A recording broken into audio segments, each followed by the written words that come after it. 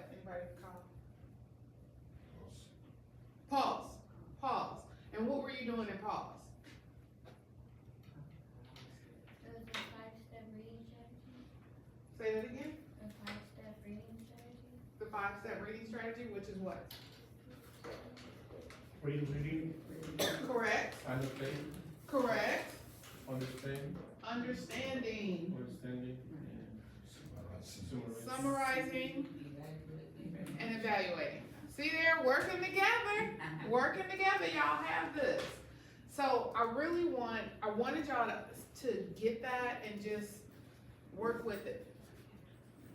Because remember, because of the class we're in, we're working on two things at the same time. We're not just working on writing, we're also working on reading and making sure you're getting the important information out of whatever it is you're reading. So you guys had to read Campus Jewels. What was the jewel? Who was the jewel? Hmm? Oh, the crown jewel? The Campus Jewels. Oh, campus jewels. Campus Was it Jewels. like the library? And It was the library. Yes, because the library is a campus jewel. You need that. When we work on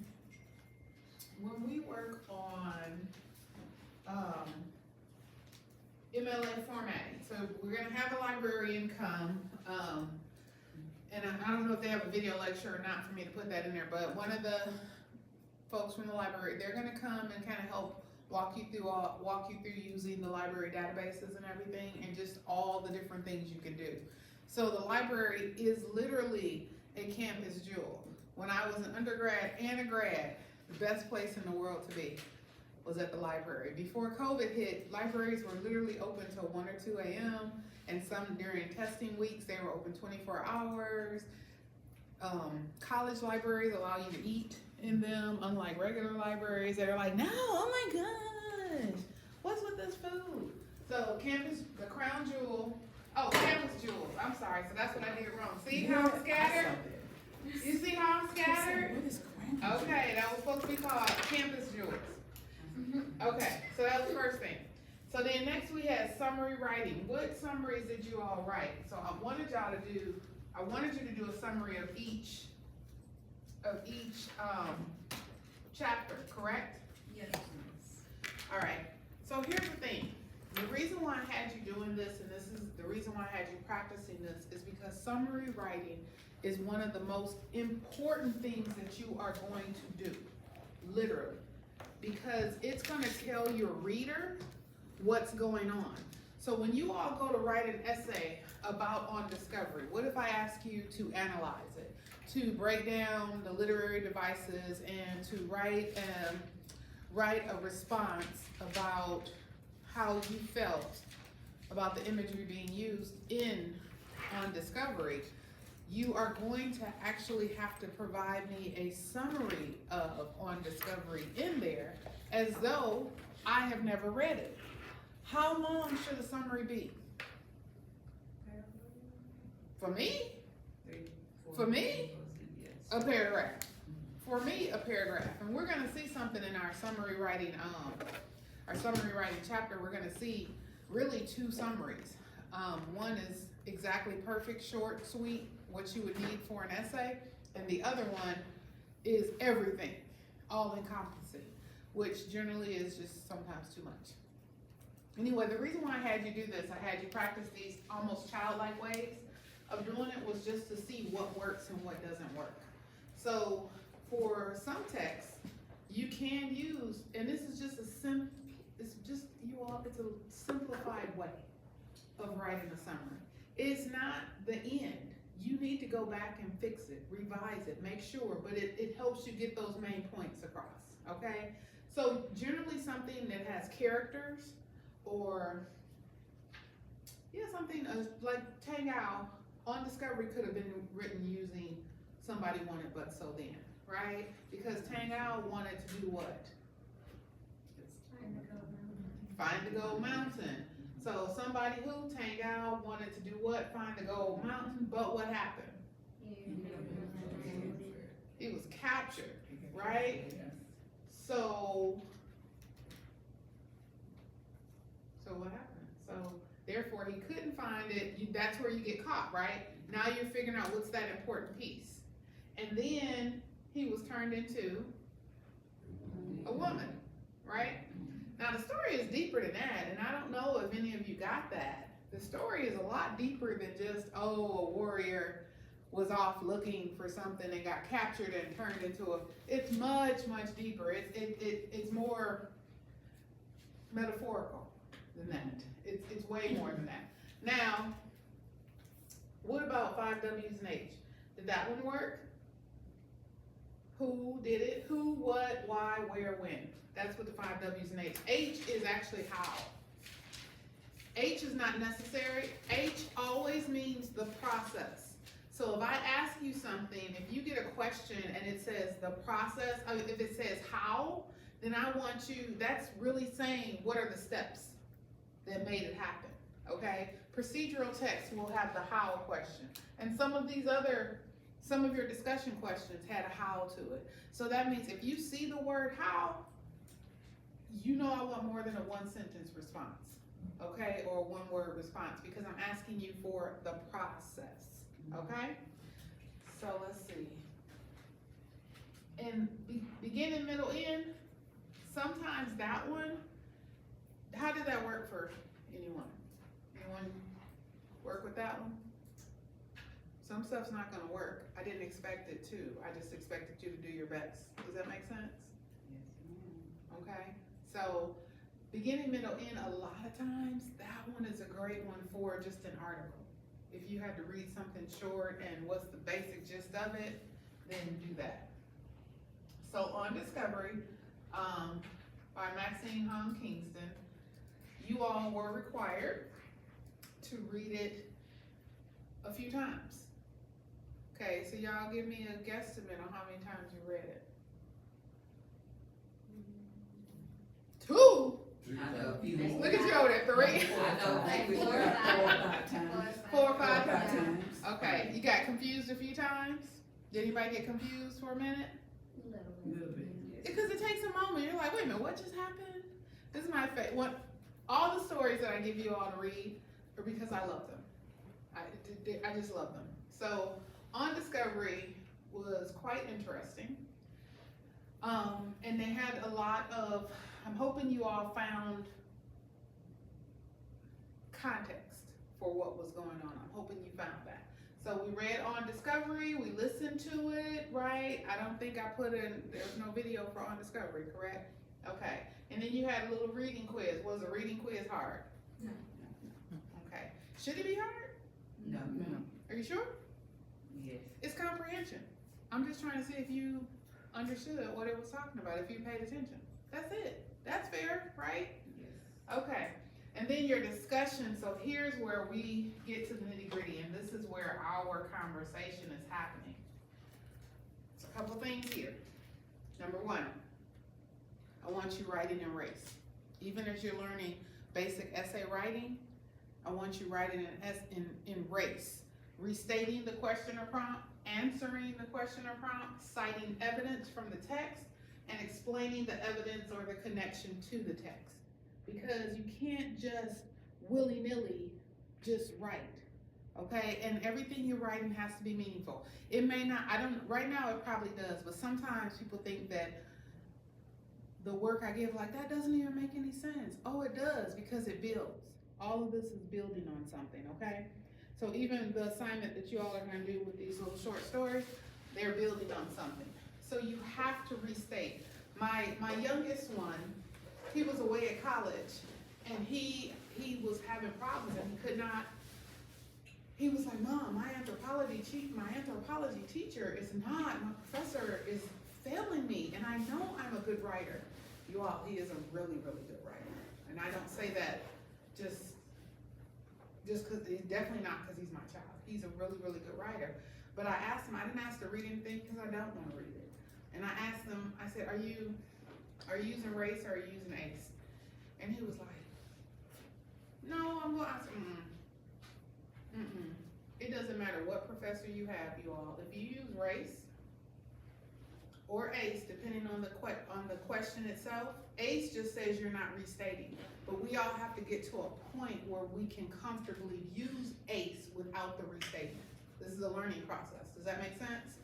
And the thing is, when you do race, when you restate, so as the reader, as the person you're writing for, I want to know what you're writing about. I don't know what you're writing about if you don't restate the question. So if I gave you 4 prompts, right? I let you choose. That's crazy because that's what I did, right? I gave you 4 prompts. Were you all supposed to write each prompt? No. Absolutely not. You were supposed to do what? Pick one. Pick one. That's all you need to do and write on it. So I've got 4 prompts here. One of them is, why is the story titled this? How? Ooh, those how means we're gonna give some more information, right? Because how means the process. You got 4 here. If you just started writing your answer, or writing what you were thinking, or writing whatever, think about that. Instead of starting this out, and this is so simple to do, you all, because we practice it as well. Why is the story titled On Discovery? So the first part of it is, because you're gonna restate the question, is, hopefully, can y'all see that? Oh, let me do it on this side, because I'm slow sometimes. Ah! I'm so slow. The story is titled On Discovery because. Does that make sense? Yes, ma'am. Isn't that simple? How do the women in the court view Tang Ao once his transformation is complete? The women in the court view Tang Ao as blank once his once his transformation is complete, because do you see what we're doing here? When you do that, this is starting out, this is almost like your beginner thesis statement, and you might not realize that. And then when you go to answer it, now you have completed your thesis. That's basic essay writing. You have completed your thesis statement. And now I know, because you say the story was titled On Discovery because blank, blank, blank, and what is actually being discovered is, right, when you say that, you have just given me your claim. You're answering the question, you're restating the question is your claim. Because Ileana could say one thing. She could say one reason why it's entitled On Discovery, right? Tommy could say a total different reason. These are your claims. And now, when you cite evidence, where it's at, when you cite evidence, because you've restated, you've answered, now you've given me your thesis statement, your claim, what you're willing to prove. So when you go to cite that evidence, now you are proving it. You are proving it for the reader. You want to show them, no, this, and so think about when you all are having conversations with folk. You know how we have conversation, we want to tell what happened, right? We want to tell them what happened. So first we're going to say, well, what happened was, I went to go make me some coffee, and then the heavy whipping cream was gone. So I immediately went to Aaron because I saw him. Well, I'm stopping now, right? But what had happened was, why did I get mad? Because I went to go make my morning coffee, and there was no heavy whipping cream. Okay? So I was immediately angry. All I'm doing is showing you, and I'm thinking too fast, moving too fast, right? But I'm answering the question, I'm telling the story, I'm telling you why I got mad. I literally just had this exact same conversation on the phone with Pam, so why am I having a problem with it? I said, Pam, girl, I'm in a bad mood. Why are you in a bad mood, Kim? Because let me tell you how it started. First, Monday morning, I went to go get in the car, and I ain't had no gas. So I looked over there, and I said, why don't I have any gas? And he looked back at me, and he said, Mommy, you ain't got no gas because I went to Irving 4 times, and then I went here 2 more times. And I looked at him, and I said, why am I in it? Why don't I have gas? You haven't answered the question. I put gas in my car Friday so that that you would be safe, and because I knew the gas station would be closed when you got off work at 2 a.m. So why do I not have gas to go to work on Monday? You right. I said, so that was the first thing. I said, then Tuesday morning, why did I go? Because I drove home with no gas. Tuesday morning, why did I go make my coffee? And there was no heavy whipping cream. So all I could do was look at who? Aaron, because I saw Aaron making protein shakes. Why he using my heavy whipping cream? For a protein shake. So I immediately went in Aaron's room and I said, what are you doing? Why don't I have heavy whipping cream? What? Aaron, did you use up all the heavy whipping cream?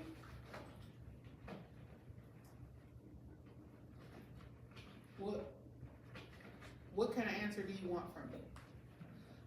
This is why I'm in a bad mood on Tuesday. This is why I'm in a bad, does that make sense? Because you already didn't have any, put gas in my car. Now I can't even have my coffee because I want my heavy whipping cream. So I'm telling the story, right? But am I giving you evidence at the same time of who leading? So then I go into the bathroom and I get really, really mad as I'm brushing my teeth because I'm like, first he didn't put no gas in my car, right? This whole little thing. You all, when you're telling your stories, when you're giving the details, you're citing the evidence that you believe fits. I'm not giving you all the details. I'm not saying, oh, well, Jordan wasn't even home. So I know I ain't never in my life seen Jordan look at heavy whipping cream, let alone touch it, right? I'm treating people according to the knowledge. That's my evidence. I'm treating people according to knowledge. If there's some food missing without permission, and it was the last of, it's Aaron, right? So I'm giving you the evidence. Now I have to explain why I know this. I'm explaining why I'm in a bad mood. What happened next? What happened next? What did he do next? You know, and then at the end of the day, I'm driving home from work Tuesday and I just mentally get exhausted. And I say to myself, you are just tired of sharing your car with your child. And you need your child to go get a new car. His car has been totaled long enough. It's time to go get another car. Okay? That's what, so I'm just explaining. When you're having these conversations with others, you do that. You say what the problem is. You restate the problem. Then you answer what's going on. And then you provide evidence. I'm mad. Why am I mad? Because this, and this, right? And how am I explaining how those things connect? I explain it. We do this in everyday conversation. So when we do it in our writing, we have to be strategic about it. We don't want, when talking, you can say all the things, right? In talking, I can say all the things. Do I want to read something from you that has all the things in it, or do I want you to get to the point? Get to the point. When I'm asking you to be descriptive, I absolutely want you to use descriptive words, but I still don't want to hear every and then, yeah, and then, and yeah. So, does that make sense? Or did I ramble? Okay, so, I use this example here. Why does Kingston begin the story with the phrase, once upon a time? You all, I made this up. I'm not saying it's right or wrong. I literally, it's easier for me to type and make up something that makes sense than to stand here in front of you sometimes and make up something that makes sense. So here, why does Kingston begin the story with the phrase, once upon a time? And this is how I wanted you to do your discussion. What I did was restate it. I restated in pink. You all should not be writing in colors. I was doing this for you. You all don't write in colors, y'all. I was doing it for you. This is a model, okay? So here I am restating. Kingston begins the story with the phrase, once upon a time, because she is telling fables or made up stories from her culture's past. So whatever my answer is, I have to, that's my claim, okay? So I have to prove it, that these are fables or made up stories or culture somewhere. I've got to prove that, okay? So then here is my evidence. I did not do intensive. I didn't do super high level. I just made it simple. She states Tang Owl looking for the gold mountain crossed an ocean. So, let me see, which is written in past tense, so I explained it that way, right? This is in the past, so there I'm going from her culture's past, right? Which shows it's meant to be historical in nature. So does that make sense? I answered that, I gave evidence because I said from her culture's past. So looking for gold mountain crossing ocean shows it's meant to be historical in nature. Additionally, gold mountain, so I'm answering again. Well, I'm explaining again. Gold Mountain is a reference to the California gold rush that occurred during the mid-1800s. So now I have connected my answer, my explanation with my evidence. So Tangao, this is Chinese culture. That's a Chinese name, right? During that time period, lots of Chinese were here. They were working on railroads during the gold rush and of that time, during that time frame. The gold mountain is just, it's the mountain of gold, okay? Because California was exactly that. Everywhere they went, they were finding gold. So I'm telling you about it being historical. I'm using words that are letting you know. Did I have to use the word historical? I didn't have to, I said which is written in past tense. So I could have changed that. When you're writing your answer, your explanation is meant to make sense to the reader, okay? You're trying to make the connection for the reader. I don't remember if I told you this or not about everything being a part of the rhetorical triangle. Yes. So the rhetorical triangle is the speaker. The speaker is saying something. The speaker, writer, author, they're saying something, and there's a message in it. So the speaker's message has to go to the audience, okay? So the reader, so I want my reader to understand that this is the answer I gave, and these words, I use them to make that make sense. I never said that was the correct answer, did I? If I just made that up, did I use actual text evidence to prove my claim? Yes? Yes. And then I explained my text evidence in such a way that it made sense for the reader. That is what you're doing. English writing is not history, is not all facts, okay? It is not math, it is not all reasoning, not all logic and reasoning, which is logos. It's not statistics, it's not more facts. Facts can be proven right or wrong. English, a lot of times, you all, is straight text evidence with an explanation, okay? And fluff. And fluff. Fluff. F-L-U-F-F. If you ask a history teacher or history professor, they may say something like, no, when you write that, I want you to write it, I need to know the facts, I need to know those details, I need to know exactly when this happened, why that happened. Don't give me any of that English fluff. Mm-hmm. English fluff is gonna be descriptive. You're gonna use those vivid words. Then you're gonna make pictures. I wanna be able to see what you're writing, okay? You are not, in English, you don't tell, you show, okay? And that's what I wanna see. So how were y'all discussions? Let's go ahead. I haven't looked at them. When I go through them, I will. But you all had to answer these questions. So somebody tell me. We'll skip over. How many of you did the first one? I did. You did? I didn't get you the answer site. I don't know. Anyway, what'd you do? What'd you do? I don't remember. Where is it? You own the computer, man. Don't play with me. Y'all go look for your answers. I really want to see how you did. I mean, I'm going to look at them, but I want to see. Now, did you all get, here's a big question for me. Did you answer in race? I tried to. You tried to, and that's what's important.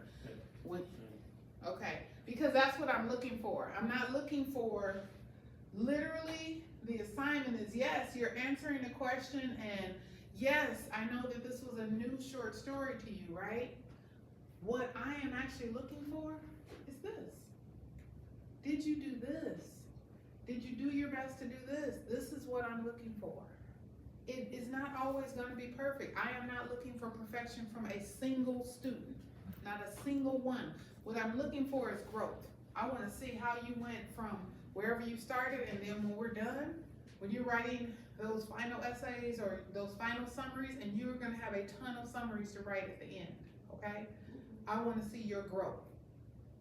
How many of you in doing your summaries, because I won't even harass you about this because we're going to move on, right? How many of you in doing your summaries were writing more than one paragraph? You're doing too? Y'all, I've been doing this for a minute. What? I think I did like a paragraph, I'm just short. Okay. Short. Who wrote more? Thank you for being honest. How long were your summaries? I did like 2 or 3, but then I went back and took some sentences and very short. Okay. So watching my students do summaries over the years, I have watched students rewrite an entire short story. It's longer than the story itself when they're just writing a summary. And so this is why this is so important. In all of your essays, you're going to be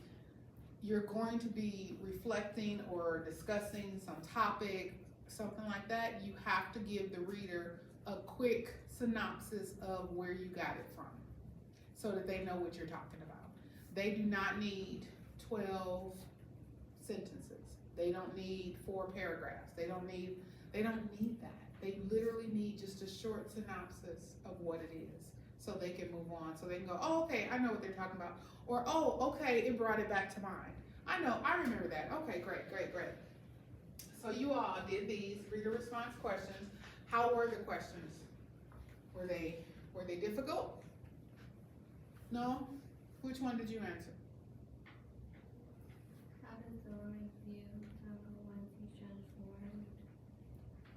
Okay. His transformation is complete. So go ahead and give me the restated. The court views Tonga as a girl because the things needed the attendants change his goalposts and change studs and strap his feet to shoes that were curved like fruit. Okay, so you definitely gave some examples of how we knew he was a girl, right? Was there anything, here's my question, because you said, how did they view him? View means to see. How did they see him? Was there some text evidence that literally said how they saw him? When he came out to serve the place, one of the ladies said, she's pretty, don't you agree? Smacking their head. Did you put that in as text evidence? Yeah. Yay! Because that actually answers the question, right? They viewed Tangao as beautiful, pretty. That was actually the answer to the question. Everything else is like gravy, right? It's just making it better. It's the icing on top because you're given enough text evidence to show that they definitely viewed him as a female because that sentence said she's pretty, don't you think? Right? So she, female, pretty, how she looks. Good job. Good job. Good job. You all are gonna get yes, ma'am. Okay. But I appreciate it. No problem. I do appreciate it. Okay, who did number 3? Who did number 3? You did number 3? Did number 1. You did number 1? Okay, we'll come back to that. You did number 3? Okay. Restate it. I just read it. Yeah, however you did it. It says, how does Kingston show that the land of women has control over Tango, even without war or taxes? It says, Kingston shows that the land of women still has power over Tango, even though it is described as a place with no war or taxes. Instead of controlling people with money or war, the woman controlled Tang by taking away his freedom, forcing him to change. In the passage, the woman captured him, shackled his wrists, and chained his ankles together, showing he has no control over what is happening to him. This connects to no taxes and to no war, because taxes usually represent control in society, and Kingston is showing that even without taxes and war, time still pays through pain and transformation. Okay, so let me tell you, you gave a lot of information, you connected all of your things that you said, you gave text evidence, you explained it. You know what you actually didn't do? You didn't answer the question correctly. Okay. It says, how does the land of women differ from Tangao's home country? That's the question in terms of taxes and war. So what don't they have in the land of women? What do they have? What do they have in Tangao's home country? I guess taxes and war. They do, but you may not be able to pull taxes. You would have to go back and look. But definitely, what type of man was Tangao? Warrior. He was a warrior. So he was a warrior. So we know that they are fighting, and we know he was off whatever, right? He wasn't fighting a war right then, but he had time to do something. And then there was even a time where he looked over his shoulder. So that's all I want to make sure that you know. Make sure, because you gave great information, you did connect when you're talking about the taxes and everything, you did make those connections. But the first thing is ensure that you answer the question correctly, and then you can add your grading. Got it? Okay. All right. Let me see.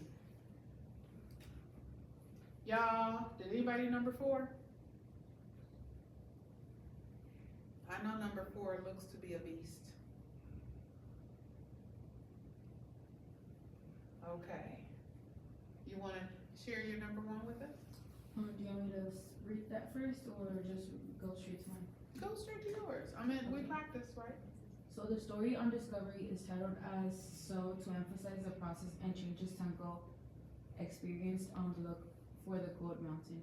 The author states, came upon the land of women. This gives us an understanding that the original plan was to end up in the Gold Mountain, but ends up finding himself in the land of women where he is then captured. Okay. So, who or what is actually being discovered?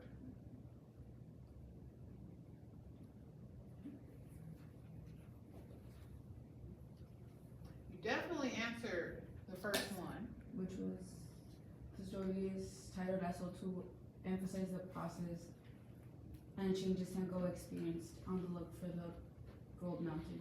Right. So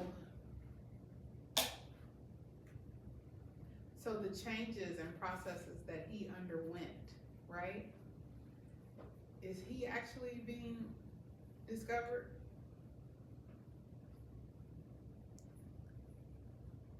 Does it make sense? Are you sure? Because think about this short story. On Discovery, he's captured. He's a warrior. He's a man's man, right? He's so much of a man's man that he is off on his own. And you know he's on his own because when they captured him, he said, had the others been there, he would have looked over his shoulder and winked, right? But there was no one else there. He was on his own. He was going to find that gold and keep it, okay? He was going to be rich. So he's by himself. Now, when they capture him, the first thing they do, they're able to do is trick him. And they're able to do his arms, right? Then they do these painful things. It's a metamorphosis. They do these painful things to him, and then you all, in this short story, he has to think about the things they do to him. Hold on, I gotta find it. I'm just looking for the short story, y'all. Okay. In the short story, oh, that didn't make it bigger.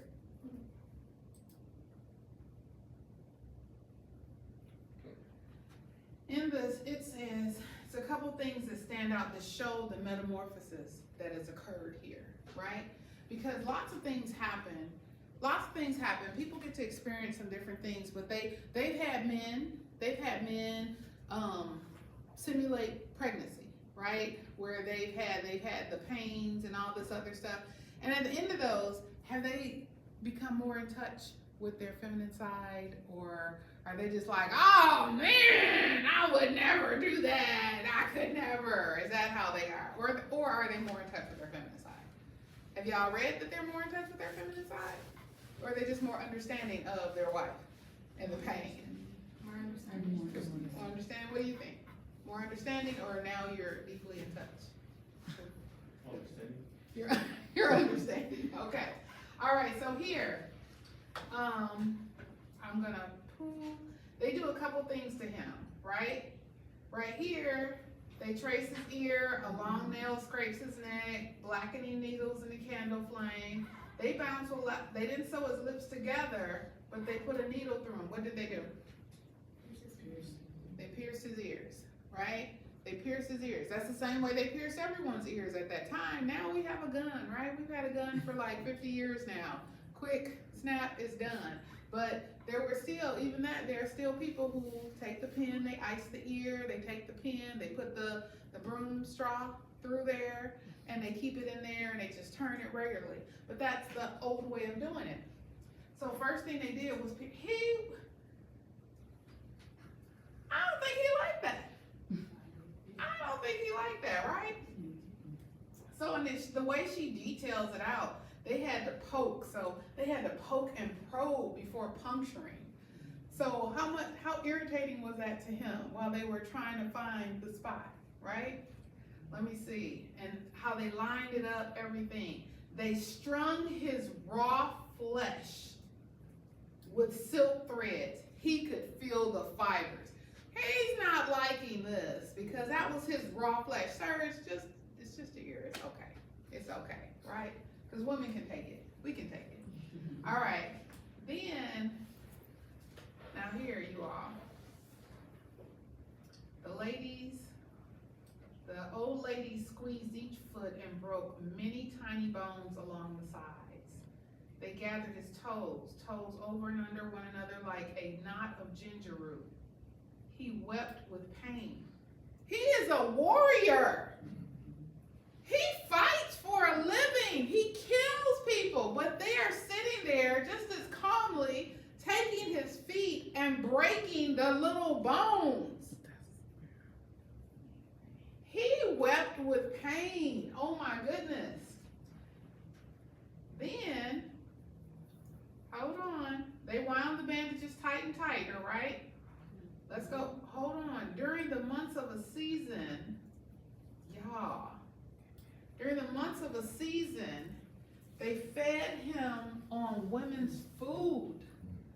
I didn't know this was our food. Me and my mom just be eating chicken wings because they're good. The tea was thick with white chrysanthemums and stirred the cool female winds inside his body. Chicken wings made his hair shine. What? Y'all, am I shining? I ain't washed it in a couple weeks, I won't lie. Let me see. And wait a minute, the vinegar soup improved his wound. Where'd he get a wound from? The vinegar soup, I guess. All right, he ready, y'all. He ready. Okay. Every night, they unbound his feet, but his veins had shrunk, and the blood pumping through them hurt so much he begged to have his feet rewrapped tight. They forced him, hold on, this one's important. So look, they forced him to wash, this one's so key, and I wanna make sure hopefully y'all all caught what this is. They forced him to wash his used bandages, which were embroidered with flowers and smelled of rotten cheese. He hung the bandages up to dry, streamers that drooped and draped wall to wall. He felt embarrassed. The wrappings were like underwear, and they were his. All right, y'all. This is symbolic of something. Who can take a gander at what he was really experiencing? Because he's never experienced anything like this before. They were his bandages, and they were embroidered with flowers, right? They smelled. So he had to wash them and then hang them to dry. And then he felt embarrassed, so he had to hang him out to dry. What year is this? What time frame?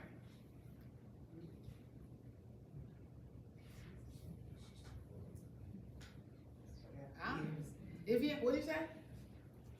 It's okay. It's okay. I use the word that really compares to what females go through. What word was it? Yes. What word was it? Period. Oh, I was thinking. This is the closest he can get to having a menstrual cycle.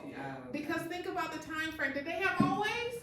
No. Did they have Kotex? No. No. What did they have? They had wrappings that they probably embroidered to show whose was whose. Say you're in a family full of females, they don't have pads, they don't have tampons, they've got their own personal wrappings that they have to wash out, and then when they're hanging them up, they gotta know whose is whose, because I don't wanna wear yours.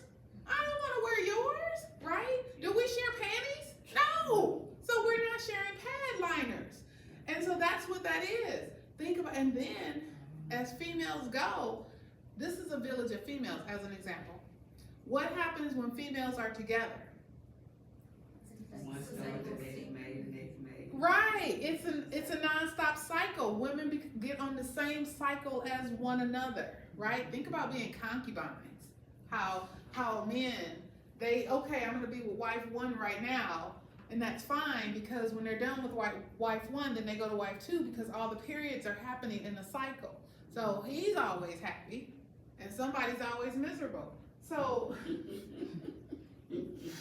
this is the closest he could get to a menstrual cycle. I mean, does that not make complete sense? He's learning a whole bunch. He is getting in touch with his feminine side. Yeah. Oh my gosh. Now, one day, his attendants changed his gold hoops to jade studs, strapped his feet. Let's go on. Now, make sure we all understand this.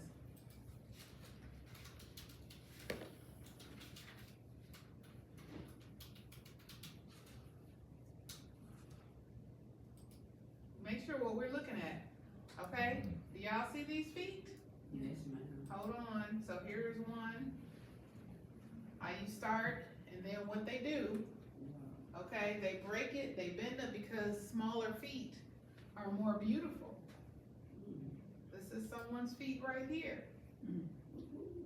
Look at the little shoes. So don't they look like they're tiny feet, but they're not. That's just the way the shoes are made, because that's more delicate. And so he got to experience this. He's been a big grown man wearing his man warrior shoes, right? And now this is his feet wrapped up. Hold on, and let's get a closer look at these shoes, y'all. And so now think about the women wearing them, why they walked. So when you see them, right, and they walk so dainty, it hurts to walk. Those women really were carried most of the ways. They only had to walk certain times because their feet were too damaged for them to walk. It hurt. So they were really carried most of the time. And they would do this to children. Children. So at about 7 years old, it's time. Now we're gonna break your feet. You've been able to run all this time. Now we're about to break your feet. So all right, so let's go back here. I love this story. Okay, I love this story. So his hips swayed. Let me see. He served a meal at the Queen's Court.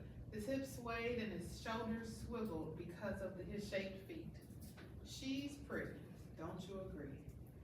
Smacking their lips at his dainty feet as he bent to put the dishes before them. So he had to walk on these feet, right? And then just think what his outfit was like. Just imagine, very, very close fitted, okay? And he's carrying the tray, and so in order to do what he needs to do, he has to kind of do like this to drop everything, right? Very delicate. All right, so let's go back to the question. You hear all that popping because I'm an old lady. All right, so let's go back to the question. Dun, dun, dun, dun, dun, dun. Where am I at, y'all? That was class list. Hold on, hold on. Irizumi? Yes. That's you? Say that. How do I say it? Irasumi. Okay, I'll keep working on it. So, Andrea? Jaylene? Juan? I'm here. Right, oh, okay, there you are. Okay. All right, wait a minute, Trinity? Nope. Okay, so I have my attendance. All right, y'all, so going back up, we're gonna go back here. So the question was,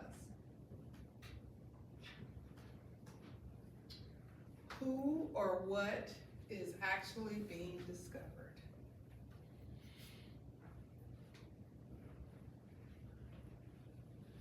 Anyone? Yes, ma'am. Yes. He discovered women's land and women discovered town. And the women discovered time? Yes, ma'am. They did discover him. Did he discover something though?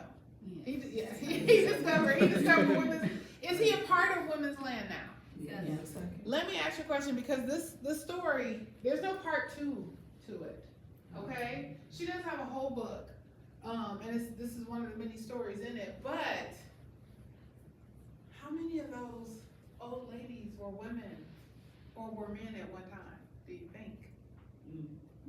I mean, that's something to think about, right? Yeah. Because there were no men, so every time a man came, they didn't use them to create, it doesn't appear that they used, but we don't know, maybe they did, use them to create more kids, I don't know.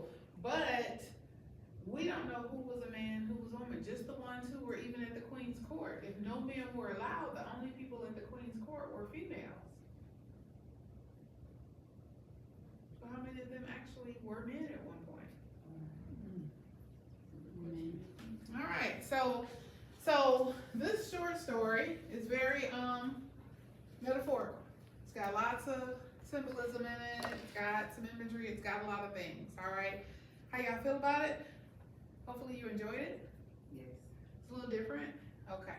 All right. So now you guys did your dissection assignment.